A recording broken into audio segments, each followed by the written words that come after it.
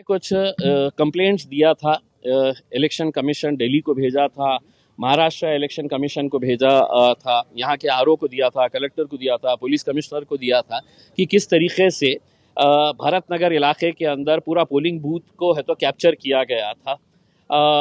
फिर मैंने अंबेडकर नगर के अंदर खुले तौर के ऊपर पैसा बांटते हुए वहाँ पे भारतीय जनता पार्टी के नेता पैसा बांट रहे हैं, पूरी महिलाएं वो पैसा खींचने के लिए, ये पूरा विजुअल एविडेंस अवेलेबल है। मैंने हर एक को मेरी तकरार के साथ है तो एक सीडी दिया था और उसमें पूरे ये वीडियोस थे।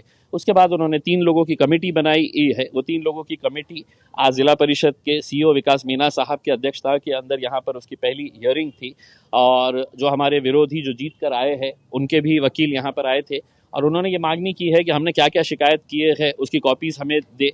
हमने उनसे ये मांगनी की है कि आपने जो कमेटी बनाए है उस कमेटी ने इनिशियल रिपोर्ट दिया है तो वो इनिशियल रिपोर्ट क्या है हमें ये बता दीजिएगा ताकि हम है तो आगे बहस कर सके कि उनकी रिपोर्ट और हमारी रिपोर्ट के अंदर क्या फ़र्क आ रहा है करके उसमें।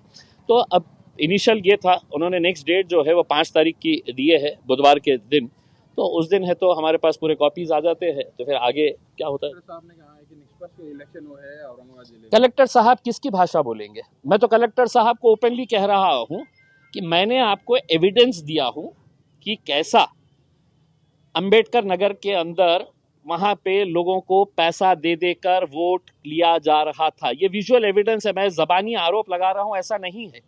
मैं आपको जवाहर नगर पुलिस स्टेशन के बिल्कुल सामने भारतीय जनता पार्टी के एडवोकेट डोनगांवकर जिसके ऑफिस के अंदर से भारतीय जनता पार्टी के पोस्टर्स और उनके नेताओं की तस्वीरें लगी हुई थी, वो मुस्लिम महिलाओं को बुलाकर 1,000 रुपये 1,500 रुपये देकर इंक लगाने का काम कर रहे थे। तो मेरे हिसाब से ऐसे बेमानी का इलेक्शन ये सिर्फ भारतीय जनता पार्टी जीत सकती है।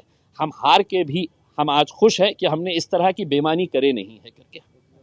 औरंगाबाद पूर्व के चुने हुए उम्मीदवार अतुल जी सावे, इनकी तरफ से मैं आज सम्माननीय साहब के सामने, उनकी कमेटी के सामने हाजिर हुआ हूँ। पराभूत उम्मीदवार इम्तियाज़ जलील, इन्होंने एक कैफियत यहाँ पर डाल दी है। आचार संहिता का भंग अलग अलग मार्गों से अतुल जी ने किया है, सावे साहब ने किया है, ऐसे उनकी तकरार है। वो तकरार की अगली सुनावनी 4 तारीख को होने वाली है। आज हम हाज़िर हुए हैं। मीडिया में जो वीडियो चले हैं वही यहाँ पर है नहीं है उसका भी कुछ पता नहीं है। जब तक ऑफिशियली हमें कुछ रिकॉर्ड पता नहीं आ जाता हमारे पास और हम उसे रिसीव नहीं कर सकते, तब तक उसके बारे में हमने कुछ कहना, अभी ये मैटर भी प्रीजुडाइज हो गया है।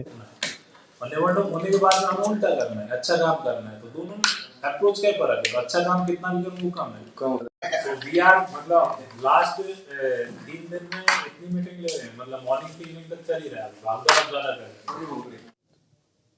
दोनों पक्षों ने अपने अपने डॉक्यूमेंट सादर किए हैं, शेयर किए हैं। उसके बाद में दोनों के जितने भी कंप्लेंट्स की कॉपी थी वो हमें रिसीव हो गई है और उसके बारे में एक चौकसी कमेटी हमने बनाई थी। उस कमेटी को भी हमने निर्देश दिया कि जल्दी से जल्दी वो अपनी कमेटी की रिपोर्ट सादर करें। साथ ही दोनों पक्षों को हमने दोनों की तकरार की कॉपी और उसके साथ में अदर जितने भी डॉक्यूमेंट्स थे वो उनको सादर कर दिए। टोटल वीडियोस हमें 5 वीडियोस थी कंप्लेन के साथ में एंड उस वीडियो को हमने अपनी एक कमेटी स्थापित की थी जिसमें additional collector, DCP and RO concern constituency से वो उसमें उनको कमेटी को दिया है एंड उनकी रिपोर्ट आने के बाद में हम उस पर निर्णय ले पाएंगे। ये अगले 4 तारीख को 4 दिसंबर को डेट दी है, तो दोनों ही पक्षों का सुनने के बाद में वो डेट दी गई है एंड त्वरित निर्णय करने के लिए हम ऑलरेडी कटिबद्ध है एंड इलेक्शन कमीशन उसके लिए काम भी कर रहे हैं। सी विजिल पे इसके रिगार्डिंग कोई भी कंप्लेन नहीं आई थी। हमारे पास में टोटल लगभग 300 के आसपास कंप्लेन आई सी विजिल में, बट पैसे के डिस्ट्रीब्यूशन को लेके पर्टिकुलर इसके या दिस लोकेशन के रिगार्डिंग कोई भी कंप्लेन नहीं आई थी।